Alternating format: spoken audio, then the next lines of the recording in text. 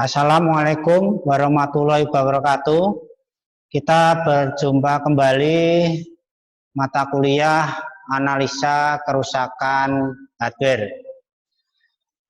Pada pertemuan kali ini kita akan membahas yaitu pokok bahasan tentang bagaimana menganalisa kerusakan pada rangkaian power supply. Ya. Jadi bagaimana kita menganalisa kerusakan pada rangkaian power supply. Adapun bagian kerusakan pada power supply banyak sekali yang nanti kita jumpai. Di sini akan kita sebutkan ada beberapa kerusakan daripada rangkaian power supply, yaitu yang pertama adalah mati total, di mana lampu indikator ini tidak menyala. Nah, mati total lampu indikator tidak menyala ini tentunya kalau kita menganalisa sebuah rangkaian yang lengkap atau sebuah alat-alat elektronik yang lengkap, tentunya mati total ini bukan berarti terjadi pada kerusakan power supply, tetapi bisa juga terjadi pada rangkaian-rangkaian yang lain yang tentunya diberi sumber dari power supply ini. Karena beban yang terlalu besar, maka power supply ini tidak mampu untuk memberikan arus sehingga power supply ini akan mati. Nah, di sini karena kita menganalisa hanya khusus tentang rangkaian power supply, maka mati total dan lampu indikator tidak menyala ini kita fokus ke rangkaian power supply saja. Sedangkan yang kedua atau B menunjukkan bahwa tegangan output yang dihasilkan dari sebuah power supply tersebut di bawah normal atau turun. Nah, bagaimana cara nanti kita menentukan kerusakan-kerusakan yang terjadi apabila tegangan tersebut di bawah normal? Nah, maksudnya bagaimana?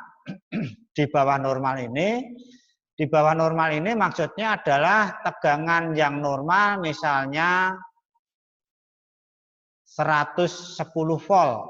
Ternyata tegangannya hanya 70 volt. Lah, ini menunjukkan tegangan turun di bawah normal. Lah, apa yang terjadi kalau tegangan tersebut turun di bawah normal?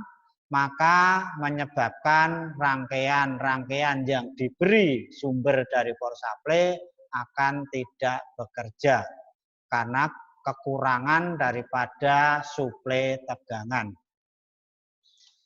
Berikutnya yang ketiga atau C, tegangan output yang dihasilkan naik atau di atas normal. Jadi kebalikan dengan yang nomor 2 atau B tadi, yaitu yang nomor 3 atau C ini adalah tegangannya naik di atas normal. Nah, di sini menyebabkan rangkaian-rangkaian elektronik yang diberi sumber dari power supply ini akan mengalami kerusakan yang lebih parah apabila rangkaian tersebut bisa bekerja diberi tegangan yang lebih tinggi. Sedangkan ada rangkaian-rangkaian tertentu apabila tegangan naik bukannya bekerja tetapi standby atau mati kondisi standby. Nah, ini akan mengamankan rangkaian-rangkaian yang diberi sumber dari power supply yang tegangannya naik. Yang keempat atau yang kedua, saat saklar power di on, MCB listrik selalu trip dan lain-lain. Nah, di sini tentunya saat saklar power di on, MCB listrik selalu trip. Di sini menunjukkan bahwa arus listrik sudah masuk, tetapi pada saat power di on membutuhkan arus listrik yang sangat besar di dalam rangkaian power supply ini. Sehingga sumber arus yang disediakan tidak mampu untuk memberinya, sehingga MCB akan trip. Sehingga pada saat kondisi seperti ini kita menganalisa tidak bisa dengan cara mengukur arus listrik pada rangkaian. Karena apa? Karena memang kondisinya tidak bisa masuk arus listriknya, ya, sehingga saat kita menganalisa di sini dengan cara mengukur komponen-komponen yang terjadi kerusakan pada rangkaian. Lah, mengapa saklar power di on ini MCB selalu trip? Di sini tentunya kita menganalisa bahwa ada beberapa atau salah satu komponen di dalam rangkaian tersebut mengalami konsleting, sehingga kita pada saat diberi arus MCB selalu trip, menunjukkan rangkaian tersebut membutuhkan arus yang sangat besar sekali, ya, walaupun sebetulnya rangkaian itu tidak bekerja, ya, hanya mengalirkan arus dari positif ke negatif saja, ya, jadi tidak melalui beban rangkaian, ya, sehingga arus listrik yang digunakan sangat-sangat besar. Itulah beberapa kerusakan yang terjadi pada rangkaian power supply. Sebetulnya masih banyak masih banyak kerusakan-kerusakan yang terjadi. Ini hanya sebagai contoh saja beberapa kerusakan yang secara umum terjadi pada rangkaian power supply. Nah, pada saat ini kita akan menganalisa salah satu kerusakan, yaitu di bagian A, yaitu kondisi mati total, lampu indikator tidak menyala. Nah, tentunya kalau kita menganalisa sebuah rangkaian, akan medianya adalah sebuah gambar atau sebuah rangkaian secara fisik, ya, sehingga kita langsung bisa menganalisa barang tersebut atau rangkaian tersebut. Karena di sini kita akan menganalisa sebuah gambar wiring diagram power supply, maka kita akan melihat gambar tersebut setiap kita akan melakukan yang namanya menentukan bagian-bagian yang rusak. Ya, kita lanjut. Kita menganalisa sebuah power supply yang mati total. Ya, ini power supply mati total. Lah, apa yang harus kita lakukan pada saat kita mengetahui bahwa sebuah power supply ini mati total? Ya, apa yang kita lakukan? Ada beberapa cara atau beberapa ide, mungkin masing-masing mahasiswa mempunyai ide dan cara yang berbeda-beda. Nah, di sini akan saya beri petunjuk salah satu yang akan kita lakukan pada saat kita menemukan sebuah rangkaian power supply mati total. Yang pertama adalah kita perlu mengukur tegangan AC pada konektor input. Apakah tegangan AC tersebut ada atau tidak? Ya, apakah tegangan AC tersebut ada atau tidak? Di sini kita ukur. Nah, tentunya akan ada jawaban tidak dan ya. Ya, ini maksudnya adalah ada tegangan. Sedangkan kalau tidak, berarti tidak ada tegangan. Nah, apa yang harus kita lakukan? Nah, pengukuran tegangan AC pada konektor input itu di mana?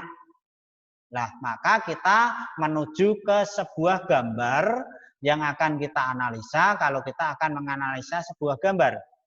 Tetapi apabila kita akan menganalisa sebuah rangkaian, maka kita melihat rangkaian tersebut. Konektor input itu di mana? Mari kita lihat, karena kita menganalisa sebuah gambar, maka kita bisa melihat gambar yang akan kita analisa. Nah, inilah gambar rangkaian core supply yang akan kita analisa. Nah, tadi disebutkan atau diminta untuk mengukur daripada konektor AC input itu di mana? Nah, kalau kita lihat di sudut kiri bawah ya, itu ada AC input. Jadi kita ngukur di sini. Ya. Lah kenapa kita mengukur di konektor AC input? Itu untuk menentukan saja apakah matinya rangkaian power supply itu dari sumber listrik PLN atau memang rangkaian power supply yang sudah ada arus tetapi tidak bekerja. Alasannya mengukur di titik sini. Ya, alasannya itu. Nah, apa yang kita lakukan pengukuran ini ada dan tidak, maka perlu yang namanya jawaban. Ya, di sini dijawab tidak terlebih dahulu. Nah, apa yang harus kita lakukan apabila ternyata tidak ada, maka kita melakukan pengukuran tegangan AC pada stop kontak. Apakah ada? Nah, stop kontak ini adalah untuk menghubungkan arus listrik dari sumber menuju ke konektor input di sini. Ya, berupa kabel penghubung. Ya, jadi antara konektor input sama stop kontak ini ada media penghubung, yaitu sebuah kabel. Ternyata dijawab tidak ada. Ya, kalau dijawab tidak ada, kita diminta mengukur tegangan AC pada konektor input. Nah, setelah kita mengukur konektor AC pada konektor input itu ada atau tidak, maka bisa terjadi ada dua jawaban, ada dan tidak. Nah, kalau tidak ada, apa yang kita lakukan? Kalau ada, apa yang kita lakukan? Nah, di sini kita lanjutkan ke yang ada dulu. Setelah kita mengukur tegangan pada stop kontak, ternyata ada. Ya. Apa yang harus kita lakukan? Maka kita mengecek kabel penghubung listrik apakah putus. Lah, kenapa kita mengecek kabel? Kita perhatikan dari awal tadi. Kita ngukur tegangan AC di konektor input tidak ada. Ya. Terus kita diminta ngukur tegangan AC pada stop kontak. Nah, kita ukur stop kontaknya itu ada atau tidak? Ternyata dijawab ada. Maka kita ngecek kabel penghubung di stop kontak ada, tetapi di konektor input kok tidak ada. Ada apa di antara konektor input dengan stop kontak? Ternyata ada kabel penghubung. Ya, berarti kalau di stop kontak ada, di konektor input tidak ada, ya, berarti kabel penghubung mengalami kerusakan. Ya, tentunya setelah kita ngecek kabel penghubung itu apakah putus, ternyata jawabannya ya. Lalu apa yang kita lakukan? Kita mengganti kabel yang baik atau tidak putus. Nah, apakah kabel tersebut bisa kita perbaiki? Mungkin putus karena mungkin ada binatang-binatang pengerat yang menggigit kabel atau kabel sudah rapuh. Maka kalau kabel sudah rapuh tentunya kita ganti. Kalau memang penyebabnya adalah binatang-binatang pengerat digigit, maka kita bisa menyambungnya. Maka setelah kita ganti kabel, kita sudah bisa menentukan atau memperbaiki power supply menjadi lebih baik lagi. Ya, di sini kita sudah bisa menemukan satu kerusakan dari sumber listrik, yaitu sebuah kabel penghubung yang putus. Selanjutnya, jawaban ini adalah tidak. Kalau tidak, maka kita ngecek stop kontak penghubung. Apakah rusak? Ya, ternyata kita ngecek di stop kontak tidak ada juga. Kita ngecek stop kontaknya. Mungkin kalau kita akan perluas lagi, kita bisa ngecek di sumber listrik, mungkin di MCB. Ya, itu kalau kita akan perluas lagi. Jadi kalau di sini di stop kontak tidak ada, di sini mungkin kita buat jajaran genjang lagi dengan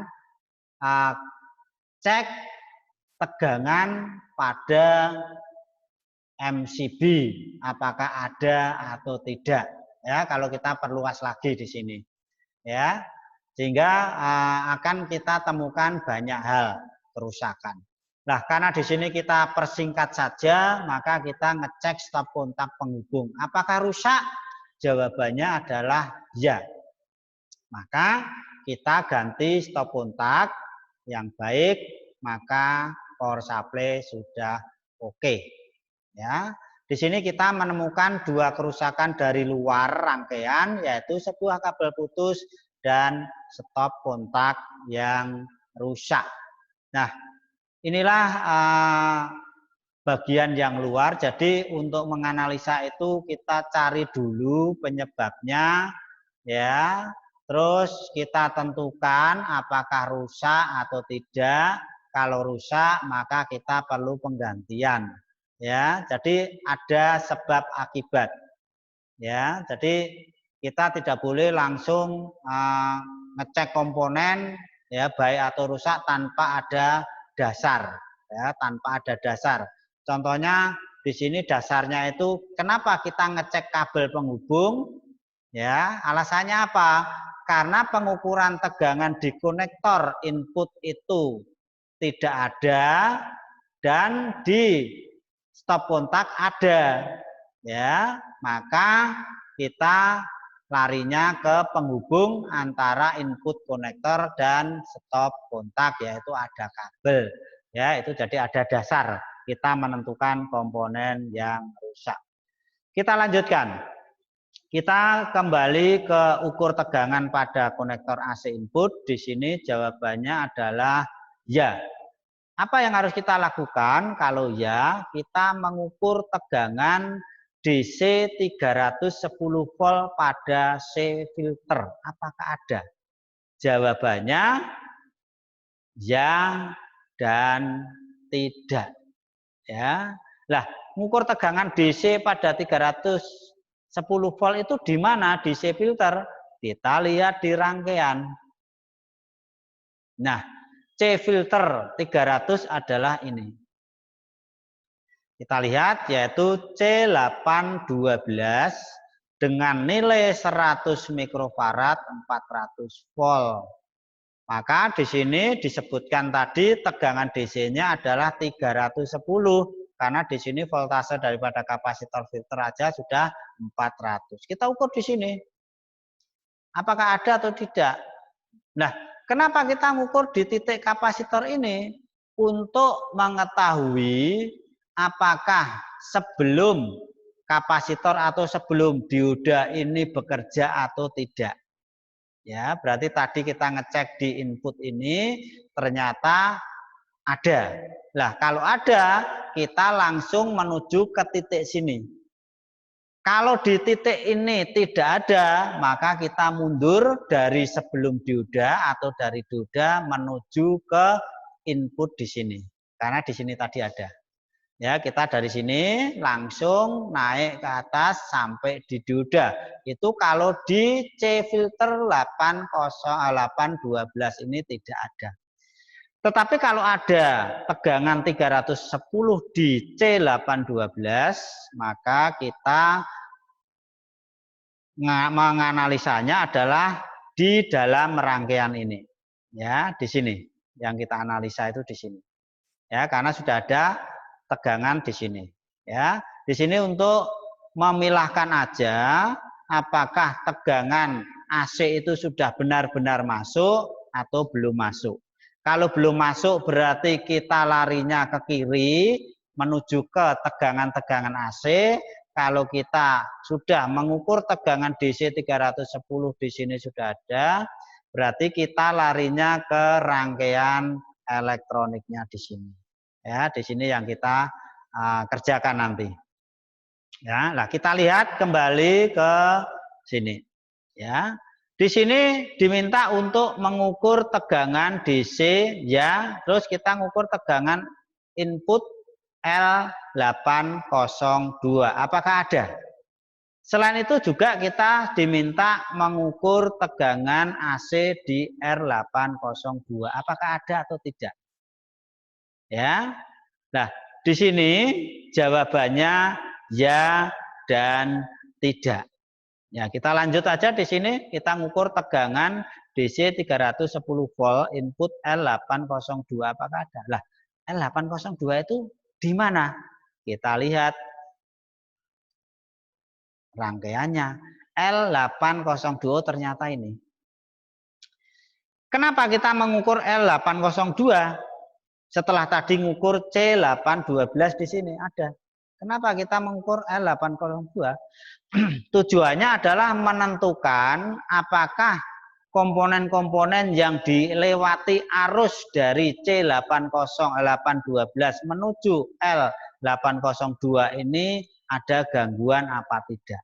Lah, komponen apa yang melalui L802 ini? Kita lihat dari C812 itu lari ke kanan menuju ke T801 kaki nomor 1, lalu melalui lilitan kaki nomor 3 turun ke L802. Nah, apakah di input L802 ini ada atau tidak? Kalau ada kita cari yang lain, kalau tidak ada maka kita curiga daripada T801 dengan lilitan 1 dan 3 ini. Karena di C812 ada, kenapa di L802 tidak ada? Padahal satu-satunya arus yang mengalir hanya melewati T801 di sini, yaitu kaki nomor 1 dan kaki nomor 3. Ya, kita lihat jawabannya di sini ya dan tidak. Kita lanjut. Ya, ini juga jawabannya ya dan tidak. Kita lanjut ke ngukur tegangan DC L8 DC 310 di input L802. Kita lanjut di sini ya. Ya, kita ukur tadi apakah ada atau tidak? Jawabannya adalah tidak ada. Nah, apa yang harus kita lakukan kalau tidak ada tegangan pada L802? Lah, di atasnya L itu ada apa? Maka kita ngecek suatu hambatan trafo switching apakah putus. Kita lihat. Ini kaki nomor 3 dan 1 ini kita cek karena di sini tidak ada. Ya.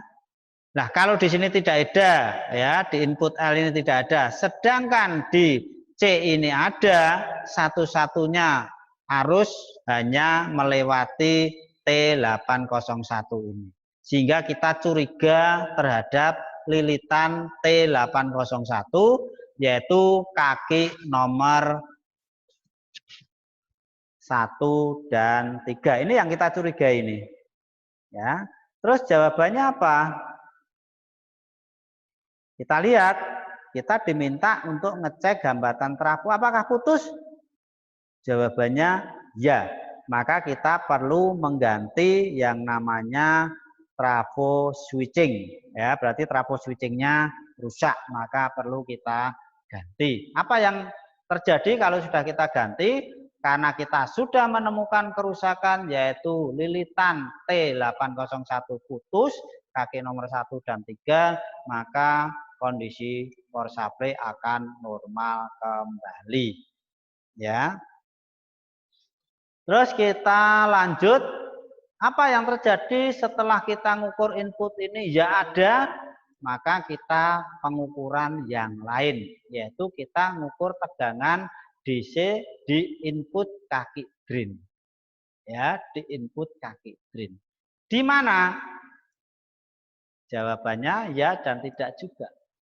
Lah, di mana kita mengukur input kaki drain? Ini.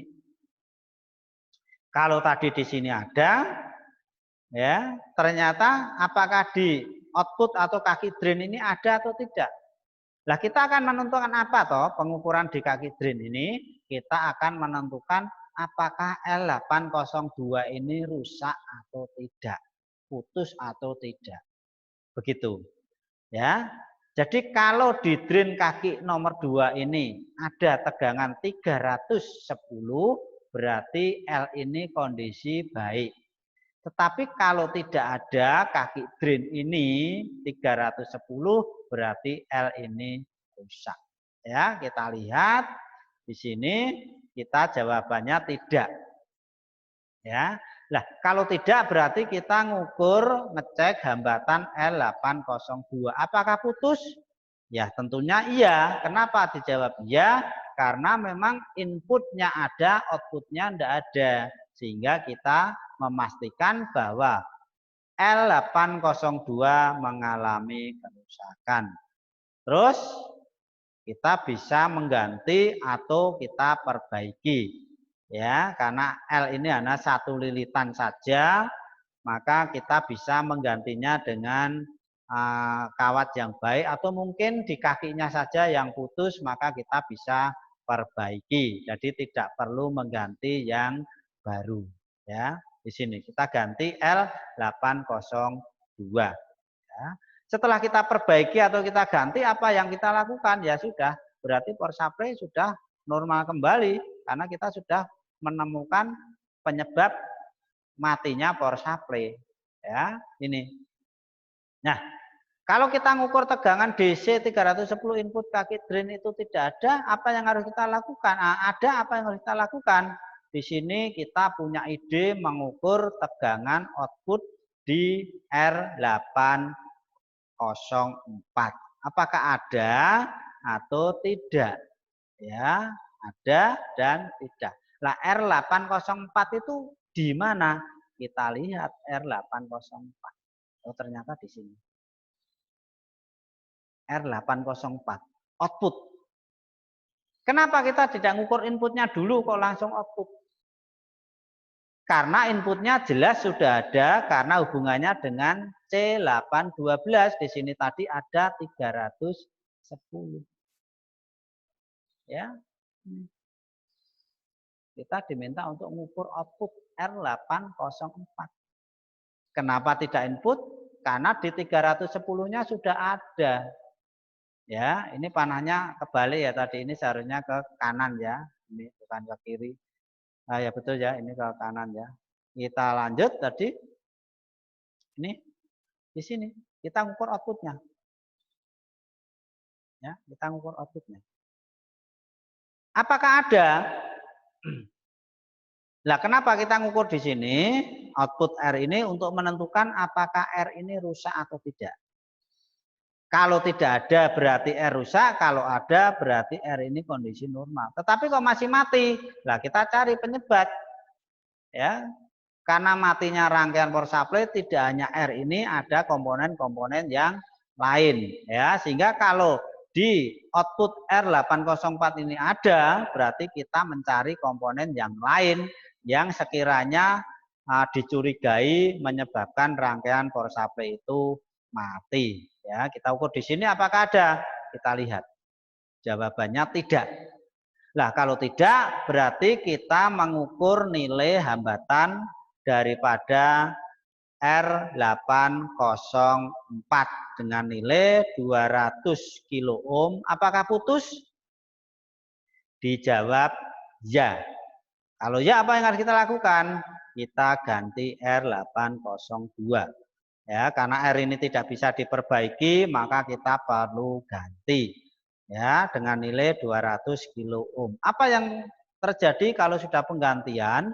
Karena kerusakan sudah jelas sebuah komponen resistor, maka setelah kita ganti, ya hasilnya adalah power supply kembali normal. Ya, ini power supply kembali normal. Terus kalau di sini kita jawab ya, ada apa yang terjadi, maka kita ke rangkaian yang lain. Ya, jawabannya kita rangkaian yang lain, yaitu kita diminta mengukur daripada tegangan AC input R810. Apakah ada? Ya. Kita lihat, kita diminta untuk mengukur R81. Kenapa kita mengukur di sini? Karena R ini merupakan sumber lanjut untuk bekerjanya rangkaian pembangkit pulsa di sini. Kalau tadi R ini sebagai R starting sudah ada, tetapi power supply tidak bekerja, lah apakah di R input ini ada atau tidak? Tujuannya untuk menentukan apakah T801 di kaki nomor 5 dan 6 ini ada masalah atau tidak. Ya. Kalau ada masalah, maka di input R816 di sini akan tidak ada tegangan. Ya. Maka kita bisa melihat di sini apakah ada atau tidak. Ya. Jawabannya adalah ya dan tidak. Ternyata tidak ada tegangan di input R816. Maka apa yang harus kita lakukan? Kita mengecek daripada hambatan T801 di kaki nomor 5 dan 6. Ya, di kaki nomor 5 dan 6. Apakah putus? Nah, tentunya tadi tidak ada tegangan di input L, berarti dia putus. Apa yang harus kita lakukan? Kita mengganti daripada T801 yang baik. Ya, ini T ini tidak bisa diperbaiki karena sangat rumit dan kondisi memang diberi perekat sehingga susah untuk diperbaiki. Maka kita ganti yang baik, maka kita selesai mengerjakan sebuah power supply yang kita analisa. Nah, kalau jawabannya ada, apa yang harus kita lakukan? Maka kita mengukur tegangan AC di output R816. Nah, di mana outputnya ini? Kalau di sini tadi ada, kita ukur di sini untuk menentukan daripada apakah R ini rusak. Kalau tetap ada, kita lanjut cari yang lain. Kalau tidak ada, berarti kita memastikan R ini mengalami kerusakan. Jawabannya adalah ya dan tidak. Ya. Kalau ada, berarti apa yang kita lakukan? Ini ya, ini tidak ya. Maaf, ini salah. Ini seharusnya tidak. Ya. Kalau tidak, kita ngecek hambatan R816 1 ohm. Maka apakah putus? Jawabannya ya. Maka kita ganti R nilai 1 ohm sudah selesai. Ya, sudah selesai. Nah, terus kalau jawabannya ya, apa yang harus kita lakukan? Ya, kita lihat jawabannya ya, kita diminta ukur tegangan DC di D803. Apakah ada? Jawabannya ya dan tidak. Di mana DC di D803? Kita lihat DC di D803 itu di sini. Di sini ada enggak? Ya, di sini ada enggak? Ya. Kalau tidak ada, ya berarti kita curiga terhadap dioda ini. Kita lihat. Jawabannya tidak, kita cek anoda katoda, berarti kondisinya apakah baik atau tidak. Ya, kalau tidak berarti kita ganti dioda, maka power supply sudah oke. Ya, ini kalau kita melihat daripada di dioda, berarti ada kerusakan dioda. Ya, kita lanjut. Ya, kita sudah menemukan kalau jawabannya ini ya, ada apa yang harus kita lakukan? Kita diminta untuk ngecek kapasitor C808. Ya, 808. Di mana C808 adalah ini, filter ini. Ya, kalau tidak ada bisa terjadi C ini mengalami hubung singkat. Ya, mengalami hubung singkat. Ya, kita lihat apakah jawabannya itu ada atau tidak. Kita lihat ya, jawabannya adalah tidak dan iya. Ya. Kalau kita ngecek kapasitor C802 rusak, berarti kita ganti C tersebut, mungkin terjadi hubung singkat. Ya, maka oke. Ya. Nah, kalau tidak kita cek hambatan IC nomor 3. Apakah konslet? Ya. Ya. Ternyata kapasitornya tadi kita cek tidak rusak, ya. Di sini tidak rusak, berarti ini ada tegangan. Nah, tetapi kenapa PCC-nya ini tidak ada?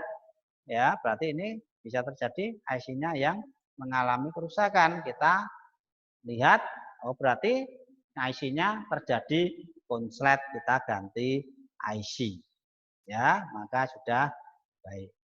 Kita kembali ke pengukuran tegangan DC di D803. Tadi dijawab ya.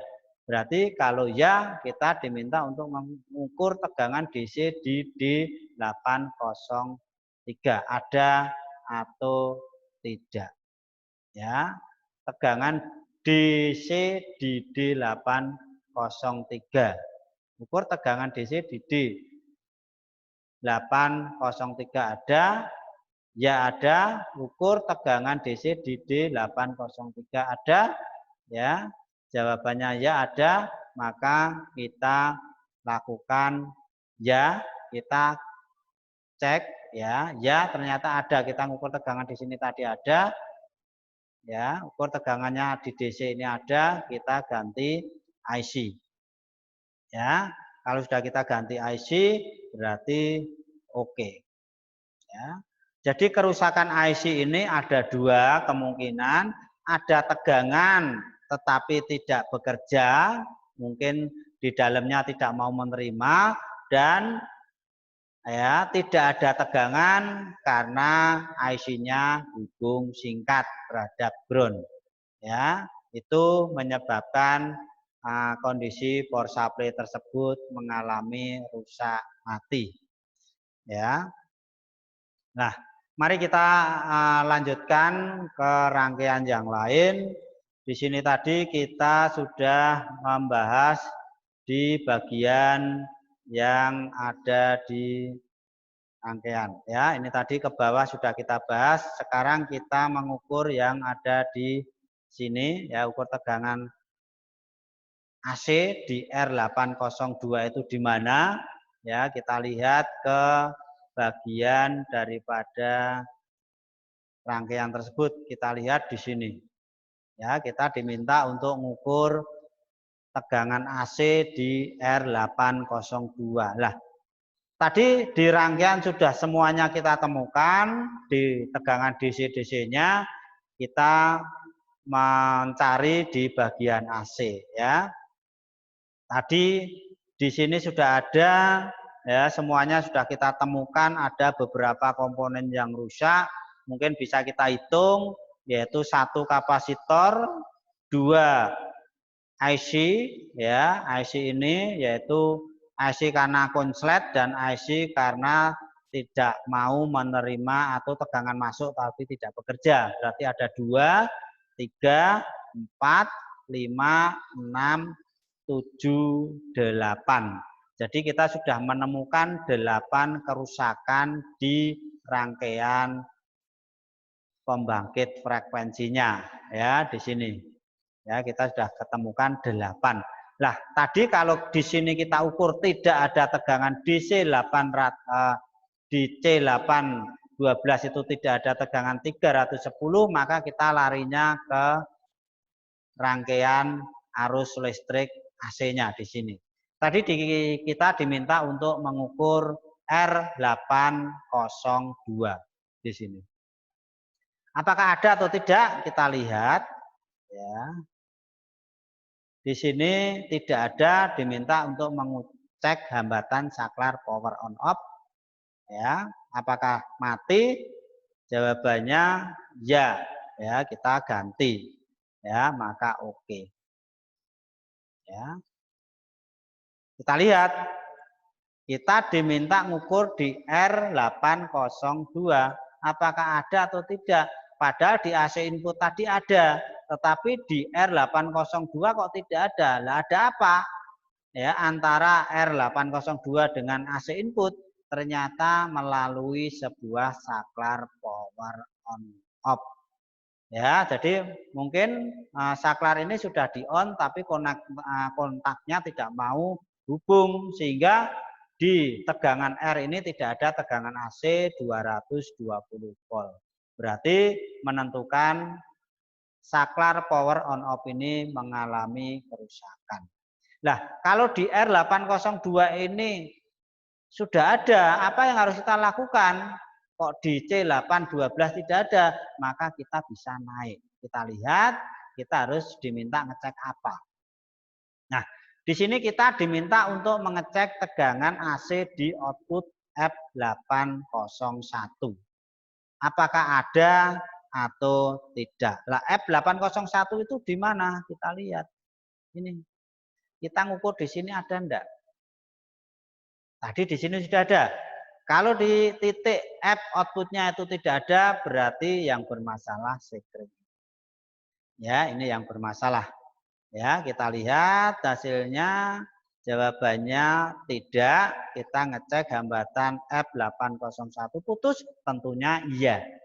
Ya, maka kita ganti sebuah fuse dengan ukuran arus yang sama. Misalnya 2 ampere ya kita ganti 2 ampere, jangan terlalu kecil, jangan terlalu besar. Kalau terlalu kecil nanti kondisi normal sekring bisa putus seolah-olah ada kerusakan padahal sekring yang tidak mampu saja. Kalau kita ganti yang lebih besar, sekring tidak bisa putus ya, menyebabkan rangkaian menjadi lebih parah ya, dimasuki arus listrik yang besar ya, maka penggantian fuse atau sekring ini disesuaikan ukurannya. Maka kalau sudah kita ganti maka sudah oke. Nah, kalau kita ngukur tegangan AC di output F801 itu ada, apa yang harus kita lakukan? Kita mengukur yang lain ya, yaitu di AC output L805. Di mana L805? Ini. Tadi di sini ada. Ya. Di sini ada, titik ini ada, fuse ini ada, atau titik di inputnya ada. Tapi outputnya ada. Kita curiga L805 ya. Kita curiga L805. Ya. Di sini ya. Apa yang terjadi? Kalau ada apa yang kita lakukan, kalau tidak ada, nah, kalau tidak ada tentunya kita sudah bisa menemukan kerusakan. Tetapi kalau ada, maka kita mencari komponen yang lain yang menyebabkan. Kita lanjut di sini, jawabannya tidak ada. Nah, kalau tidak ada berarti kita sudah langsung menemukan komponen yang rusak, yaitu kita diminta untuk mengukur hambatan daripada L805. Apakah putus? Jawabannya ya. Ya, maka kita ganti daripada L802 maka menjadi baik. Ya, ini.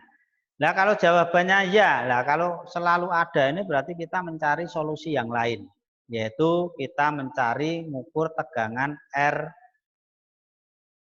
output di R810. Apakah ada? Nah, R810 itu di mana?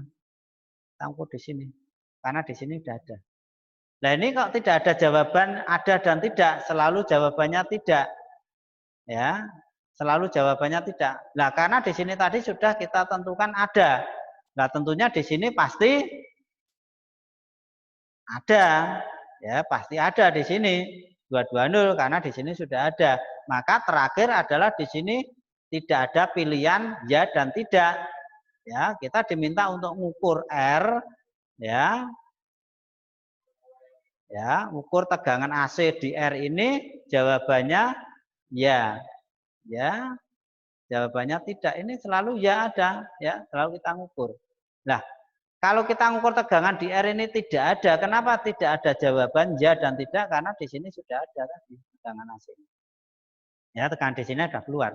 Maka salah satunya jalan adalah mengukur R ini pasti tidak ada. Ya, tidak ada. Ya. Sehingga kita menentukan R ini satu-satunya komponen terakhir yang kita analisa. Ya. Di sini pasti tidak ada karena apa? Tadi sudah kita analisa di sini pernah ada tegangan. Berarti di sini sudah pernah ada tegangan. Ya. Karena di sini tadi di titik C812 itu tidak ada, berarti di R840 ini di sini juga tidak ada. Ya, maka kita curiga daripada R840 ini. Nah, lanjut, ternyata tidak. Kita ngecek hambatan R810, 10 ohm. Apakah rusak? Ya.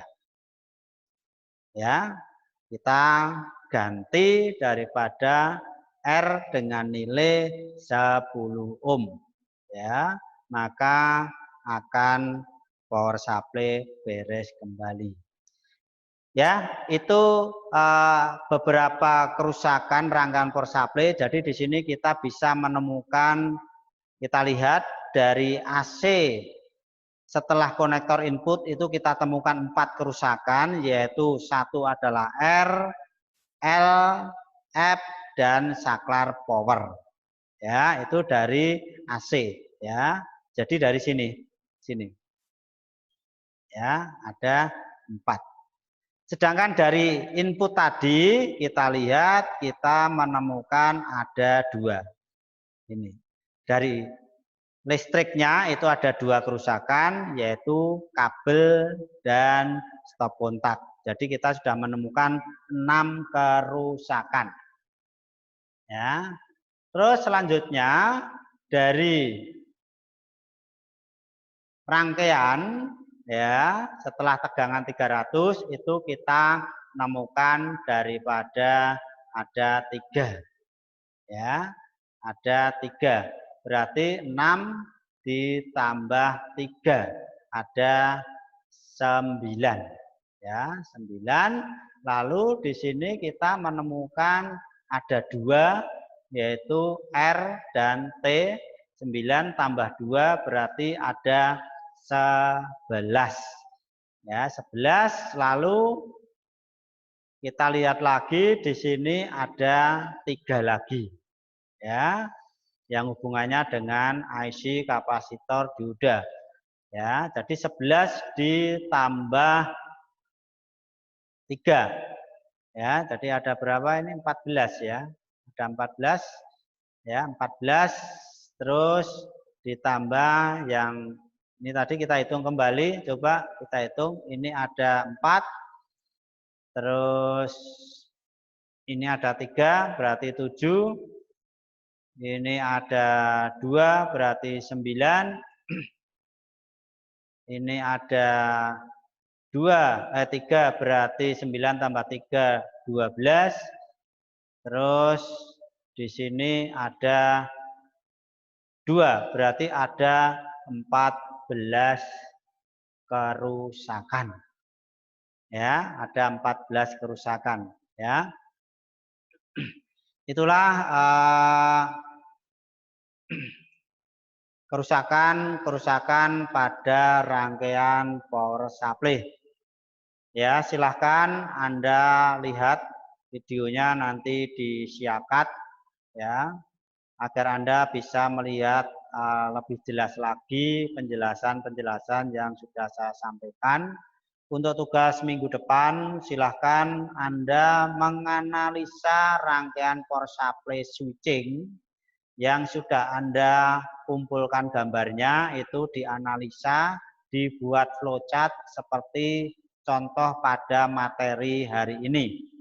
Untuk minggu depan Anda kumpulkan, kita bisa bahas di pertemuan minggu depan. Ya, itu merupakan untuk menambah nilai daripada pertemuan